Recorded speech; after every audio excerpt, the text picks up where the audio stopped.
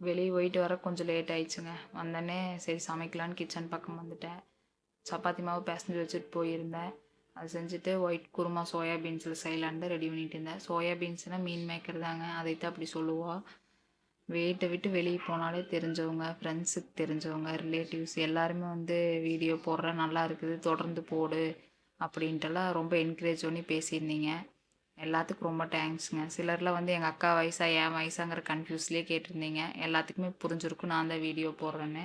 நான் கூட வீடியோவில் போடையில் ரொம்ப பயந்துகிட்டே இருந்தேன்.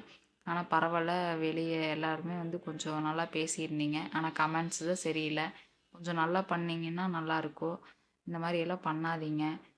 அதே மாதிரி வந்துட்டு நம்ம பேஜ் ஆரம்பித்து 1 மந்த்து கூட ஆகலை, ஆனால் 2000 ஃபாலோவர்ஸு. ஃபாலோ பண்ணுறவங்க எல்லாத்துக்கும் ரொம்ப தேங்க்ஸுங்க. தொடர்ந்து சப்போர்ட் பண்ணுங்கள்.